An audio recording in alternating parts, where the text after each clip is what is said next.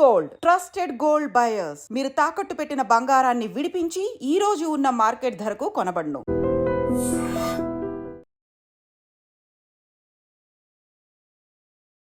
నమస్కారం, welcome to I dream. ధర్మ మార్గం విత్ విజిత కార్యక్రమానికి స్వాగతం.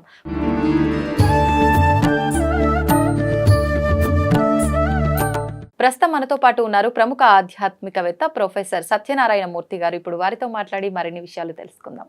నమస్కారం అండి. నమస్కారం. ఎలా ఉన్నారు? బాగున్నానమ్మా. నా మీద కోపం వచ్చిందేమో, మీరు మా ఛానల్ కి రావడమే మానేశారు. నువ్వు పిలవడమే ఒక ప్రివిలేజ్ అందరికి. విజిత అంటే Vijitha interviews is something which is privilege to the guests also. Thank you. అయితే టాపిక్ ఏంటంటే, మనం గత కొన్ని రోజుల క్రిందట కూడా అందరము మాట్లాడుకున్నాము కలియుగం అంతమవుతోంది అని చెప్పి. అంటే నిజంగా అంతం అవ్వదేమో, అవ్వదు కూడా. ఇప్పుడు మనం మొదటి పాదంలోనే ఉన్నాం, ఇంకా 3 పాదాలు ఉంది మనం వెళ్ళాల్సింది ముందుకు అని చెప్పి అన్నారు కూడా పెద్ద పెద్ద వాళ్ళంతా. అసలు ఏంటి అంటే, రకరకాల విపత్తులు జరుగుతూ ఉన్నాయి కాబట్టి ఇవన్నీ కలియుగ అంతానికి సూచనలా? మరి ఇప్పుడే ఇలా ఉంటే ముందర ఎలా ఉండబోతోంది? ఇంకొకటి, కలిపురుషుడి ఆవిర్భావం కూడా జరిగింది అని చెప్పి బ్రహ్మంగారు చెప్పినట్టుగానే అన్నీ జరుగుతున్నాయి, కలిపురుషుడి ఆవిర్భావం కూడా జరిగింది అని చెప్పి అంటున్నారు. ఎంతవరకు వాస్తవం? దీన్ని ఎలా తీసుకోవచ్చు అంటారు? అవన్నీ వాస్తవాలే. అయితే యుగాంతము ఎలా అవుతుంది అన్నది ఫస్ట్ మనకి ఐడియా రావాలా. మనకి అందరూ ఏం చెప్తారంటే, ఇదంతా కూడా కొండలు పగిలిపోవడం, భూమిని మునిగిపోవడం, వాటర్ సముద్రాలు వచ్చేయడము, స్టార్స్ పడిపోవడం, ఇలా జరగదు యుగాంతము. ఏ యుగాంతము కూడా జరగదు అట్లా. కృతయుగము ప్రారంభమైంది and some portion of the living beings, వీళ్ళు సమ్ పోర్షన్, అది నేను మళ్ళీ నొక్కి చెప్తున్నాను, కొంత పోర్షన్ మాత్రమే చనిపోతారు. ఆ తర్వాత నెక్స్ట్ క్యారీ ఫార్వర్డ్ అవుతుంది క్యూములేటివ్గా. రెండో త్రేతాయుగం రాముల వారిది, మళ్ళీ ద్వాపర యుగం, ఆ తర్వాత మళ్ళీ కలియుగం. ఇది ఫస్ట్ అర్థం చేసుకోవాలి మనం. అంటే వాళ్ళందరూ వీరబ్రహ్మేంద్ర స్వామి వారు ఏదైతే డేట్స్ ఇచ్చారో, అలాగే వ్యాసుల వారు కూడా 4,32,000 సంవత్సరాలు అని చెప్పారు కలియుగ ప్రమాణం. ఈ రెండు కూడా కొరిలేట్ అవుతాయి, ఈక్వల్ అవుతాయి ఋషులు ఎవరు చెప్పినా. కాబట్టి మనము వీళ్ళు ఇప్పుడు కలియుగాంతములో ఈ 2025 సంవత్సరములో మనకి ఏం జరిగింది అని అంటే, అర్త్క్వేక్స్ వస్తాయి, షష్టగ్రహ కూటమి అన్నాము, థాయిలాండ్ మైనార్లో వచ్చినాయి. ఆ తర్వాత mount Abu which is a very spiritual place, అది గిరిశిఖరం అంటాం దాన్ని. దత్తాత్రేయ స్వాముల వారు కొండ పైన ఆయన తపస్సు చేసిన ప్లేస్ అది, గిర్నార్ అంటాం దాన్ని, గిరిశిఖరం మౌంట్ ఆబుని. ఆ తర్వాత మళ్ళీ బ్రహ్మకుమారీస్ హెడ్ క్వార్టర్స్ కూడా అక్కడ స్పిరిచువల్ ఉద్యమం మా శివబాబా గారు చేసింది. సో అటువంటి ప్లేస్లో ఫారెస్ట్స్ అన్నీ కాలిపోయినాయి సెకండ్ డే. నెక్స్ట్ డే హైదరాబాద్లో చిన్న ట్రిమర్స్ వచ్చినాయి. అలాగే భారతదేశంలోనే జరగాలని లేదు, ఇతర దేశాలలో ఎప్పుడో చిన్న పెద్ద యుద్ధాలు జరుగుతూనే ఉంటాయి. 2025 అసలు యాక్చువల్గా 1962 ఫిబ్రవరి 4న మనకి ఉదయం 9 గంటల నుంచి 11 గంటల మధ్యలో అష్టగ్రహ కూటమి వచ్చింది అని చెప్పారు, పోతులూరు వీరబ్రహ్మేంద్ర స్వాముల వారు చెప్పారు. అలాగే వచ్చింది. ఆ వచ్చినప్పుడు కంది మల్లాయపల్లిలో పోతులూరు వీరబ్రహ్మేంద్ర స్వామి వారి మఠంలో మనకి ఆ గుడి గంటలు వాటంతకే మోగుతాయి అని చెప్పారు. అలాగే మోగినాయి. అక్కడున్న పంతులు గారులు వాళ్ళు ప్రజలంతా భయపడిపోయి బయటికి వెళ్ళిపోయారు. ఆఫ్టర్ దట్ ఏం చెప్పారు, వీరబ్రహ్మేంద్ర స్వాముల వారు చింత చెట్టుకు సిరిమల్లె పువ్వులు పూస్తుంది అన్నారు. అలాగే పూసింది. ఆ తర్వాత 5 రోజులు చనిపోతుంది చెట్టు అన్నారు, చనిపోయింది. అంటే ఇదంతా కూడా న్యూస్ పేపర్లో వచ్చినాయి, ఇవంతా కూడా ఎగ్జాక్ట్గా జరిగినవి, ప్రజలందరికీ తెలుసు, యాక్సెప్టెడ్ ట్రూత్స్. దీని తర్వాత ఏం జరిగిందంటే, అక్కడ నుంచి ఆయన ఏం చెప్పారు, కలియుగ అంత ధర్మము మారింది అన్నారు. ఇక్కడ కొన్ని పదాలు ఆయన వాడినవి మనం అబ్జర్వ్ చేయాలి.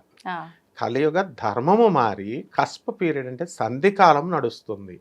ఎంతకాలము? 1000 సంవత్సరాల కాలం నడుస్తుంది అన్నారు.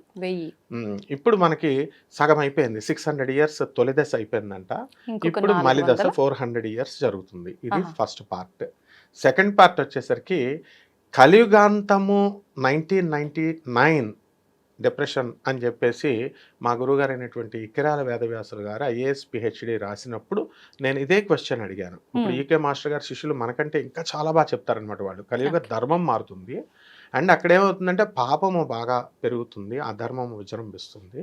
సో అప్పుడు కొన్ని ఏం చెప్పారు, ఇప్పుడు మనకి శని ఈ యొక్క రాశిలోకి వచ్చింది, ఏది మీన రాశిలోకి వచ్చింది. హ్మ్. మీన రాశిలోకి ఇక్కడ 2.5 ఇయర్స్ అయిన తర్వాత, అంటే 2025 ప్లస్ 2.5, 2027.5 తర్వాత మేషరాశిలోకి శని వస్తుంది.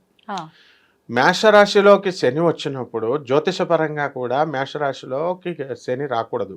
అక్కడ వస్తే కొన్ని విపత్తులు జరుగుతాయి. ఎందువల్లంటే శని కుజులు ఇద్దరు కూడా శత్రువులు. ఆ. అండ్ అలాగే పోతులూరు వీరబ్రహ్మేంద్ర స్వాముల వారు ఏం చెప్పారంటే, అక్కడ జరిగిన తర్వాత అక్కడ ఏం చెప్పారు, రోగాలు ప్రబలుతాయి అని చెప్పారు. రోగాలన్నీ కూడా విజృంభిస్తాయి, అవన్నీ చెప్పారు. నెక్స్ట్ 2027.5 ప్లస్ 2.5 అయిపోయిన తర్వాత 2030కి మనకి ఈ శని వృషభ రాశిలోకి వస్తాయి. 30కి 2030కి అక్కడ ఏం చెప్పారు, కరోనా లాంటి మరొక వైరస్ వస్తుంది అన్నారు. అంటే ఇప్పుడు రాబోతోందా ఇంకొకటి? 100% వస్తుంది, వైరస్లు వస్తాయి. ఇంకొక 5 సంవత్సరాలు ఎప్పుడైనా రావచ్చు. డెఫినెట్, అందులో ఏ డౌట్ లేదు. ఎందుకంటే ఇప్పుడున్న కరోనానే కేవలము మనము కోవాక్సిన్ ఆ వ్యాక్సిన్స్ కోవిషీల్డ్ వేసి సప్రెస్ చేసామంతే. ఆ వైరస్ ఏం చేస్తుందంటే మ్యూటేషన్స్ తీసుకొని రూపాంతరం చెందుతుంది. అది మనము ఎప్పుడైతే ఒక ఎలకను పట్టాలని మనం వెళ్ళినప్పుడు శత్రువు ఎలా అయితే రూపంలో లోపల దూరిపోతుందో అలా రూపాంతరం చెందుతుంది ఇది. సో అలా సప్రెస్ అయ్యి ఉంది. సో డెఫినెట్గా వీరబ్రహ్మేంద్ర స్వామి గారు చెప్పింది ఏది పొల్లుపోదు.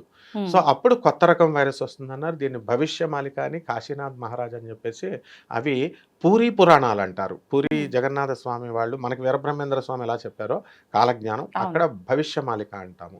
ఇవి గర్గ సంహిత అదే చెప్తోంది. భాగవతంలో 12వ స్కందం 2వ అధ్యాయం 24వ శ్లోకం కూడా క్లియర్గా చెప్తోంది. అలాగే గర్గ సంహిత, ఈ మహాభాగవతము, మనుస్మృతి, ఇవన్నీ కూడా క్లియర్గా కలియుగ భవిష్యోత్తర పురాణంలో నేను చెప్పినవన్నీ కూడా వివరించబడ్డాయి. దీన్ని కాశీనాథ్ మహారాజు గారు, ఆయన మన అన్నమయ్య మానసపుత్రిక అయినటువంటి శోభమ్మ గారు, శోభరాజు గారు వారి అన్నమయ్యపురంలో ఆయన వివరించడం జరిగింది. అలాగే అక్కడ డాక్టర్ అబుదాబి నుంచి డాక్టర్ మల్లిక అని వచ్చింది. అలాగే మనోహర్ మహారాజ్ అని చెప్పేసి ఆయన బెంగళూరు నుంచి వచ్చారు. దీని మీద విశేషంగా కృషి చేసినటువంటి రామయోగి అని మాణిక్యేశ్వరి మాత, ఆమె అవధూత, ఆమె శిష్యుడు, ఆయన కూడా వచ్చారు. వీళ్ళంతా కూడా దీని గురించే చెప్పారు. అప్పుడు మన శోభారాజు అమ్మగారు కలి పురుషుని యొక్క ఆవిర్భావ పల్లవి రాశారు, ఒక పాట రాసి ఆ రోజు నుంచి. ఎందుకంటే ఆమె చెప్పిన ప్రకారము కలియుగ అంతము ఈ కలిపురుషుడు పుట్టి 19 ఇయర్స్ అయిందంట. 19 అంటే ట్రాన్స్ఫర్మ్ అయ్యి 1919 ట్రాన్స్ఫర్మ్ అయింది. పోతులూరు వీరబ్రహ్మేంద్ర స్వామి వారు చెప్పిందంతా కూడా. సో అప్పుడు నేను అడిగాను వారిని, అమ్మ కలిపురుషుడు పుట్టడం అంటే ఎట్లాగమ్మా అని అన్నప్పుడు, ఇప్పుడు రాముడు ఎవరైనా చూసారా రాముడిని?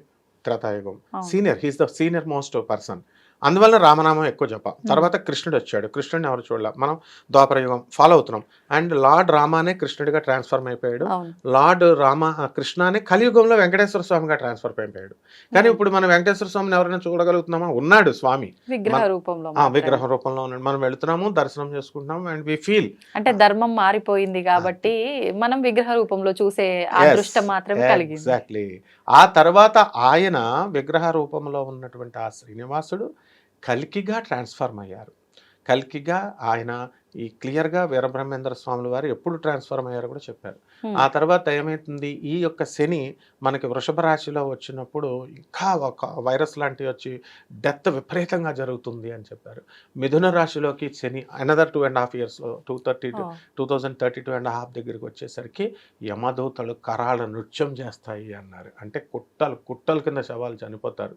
100% ఇది జరుగుతుంది. కాబట్టి ఎవ్వరు చెప్పినా, మహాత్ములు ఋషులు చెప్పింది ఏంటంటే, మనము ధర్మ మార్గంలో వెళ్ళాలి.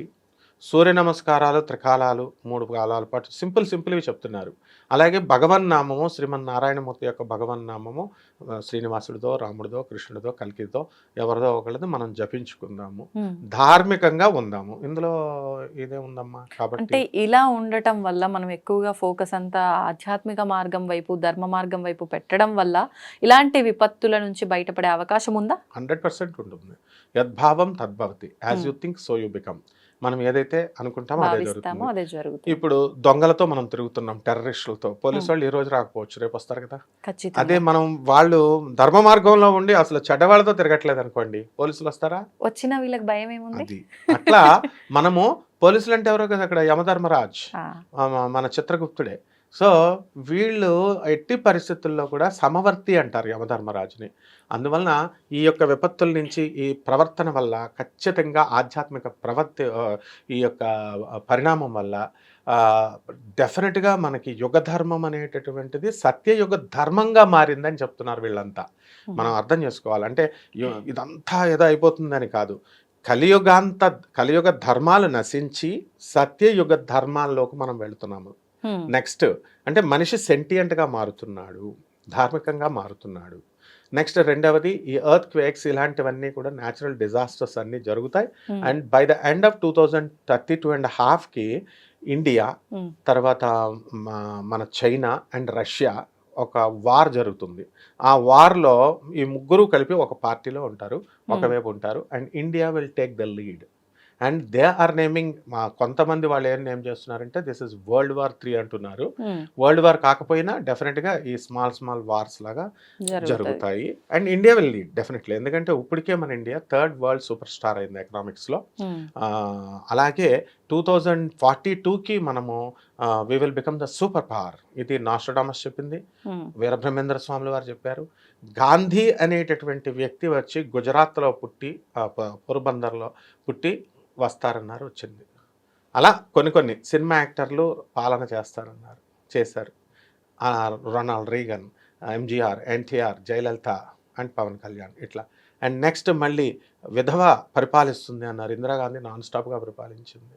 సో ఇట్లాంటి ఇన్సిడెంట్స్ అన్నీ కూడా బ్రహ్మంగారు చెప్పినవి జరిగినాయి. కాబట్టి ఈ యుగ పరివర్తన, ఈ యుగ పరిణామాల గురించి సమిష్టిగా వీళ్ళకి సమగ్రమైనటువంటి ఆలోచన ఉన్నట్లయితే కనుక డెఫినెట్గా మనకి ఇలాగే జరుగుతుందనమాట. అందువల్ల అలా కాకుండా వీళ్ళు ఏదో భూకంపం వస్తుంది, ఏదో వస్తుంది అలా అనుకొని ప్రపంచం అంతా అల్లకల్లోలం అవుతుంది అలా అనుకుంటున్నారు. అలా జరగదు, ఇలాగే జరుగుతుంది. సో ఆల్ ద పురాణాస్ అన్నీ కూడా కోడెడ్ లాంగ్వేజ్లో ఉంటాయి, అవి డీకోడ్ చేయాలి. శోభమ్మ గారు మొట్టమొదటగా కల్కి పాటని జాతికి అంకితం చేశారు.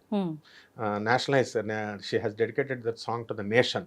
ఎందువల్లంటే కల్కికి చేయాలి మనం. ఎలా అంటే రామ రామ రామ ఎందుకంటున్నాం ఎక్కువ నామం, 10,000 సంవత్సరాల సీనియారిటీ ఉంది. కృష్ణుడు 5,000 సంవత్సరాలే ఉంది కాబట్టి కృష్ణనామం రామనామం అంత ప్రాపగండా అవల. అలాగే రామనామం నుంచి శ్రీనివాసుడి నామము, గోవింద నామము మరీ జూనియర్ అయిన వెంకటేశ్వర స్వామి, సో తక్కువ మంది చేస్తారు కృష్ణనామానికంటే. అట్లా కల్కి నామము విజృంభించాలి అంటే చాలా మనము ఇంకా ప్రచారం చేయాల్సినటువంటి అవసరం ఉంది. అందువల్లనే అన్నమయ పురములో వెంకటేశ్వర స్వామి అంటే శోభరాజు గారే, శోభరాజు గారు అంటే వెంకటేశ్వర స్వామి. కాబట్టి అన్నమయ పురాన్ని మనకి చూపించింది, అన్నమయ కృతుల్ని మన అందరూ ఈ రోజున పాడుకోవడానికి, వినడానికి, గుర్తుపట్టడానికి కారకురాలు ఆమె. సో ఆమె దగ్గర నుంచే ఈ ఆవిర్భావ సభ అనేది జరిగింది. కాబట్టి కల్కి పాటలు ఇక్కడి నుంచి ఆవిడ చాలా చక్కగా ఆవిడ రాసి ప్రచారం చేస్తున్నారమ్మా. అందువలన కంపల్సరీ ఈ యొక్క యుగధర్మం ఇలా జరుగుతుంది, యుగాంతం ఇలా జరుగుతుంది, కల్కి ఆవిర్భావం ఇలా జరుగుతుంది. మొత్తానికి ఎన్ని ప్రమాదాలు, విపత్తులు ఉన్నా మనం ఆచరించాల్సింది ధర్మంగా ఉండటమే. అదొక్కటి చేస్తే ఏదైనా మన దగ్గరికి రాదు, అంతా భగవంతుడే చూసుకుంటాడు. అంతే అమ్మా. ధన్యవాదాలు. ధన్యవాదాలు.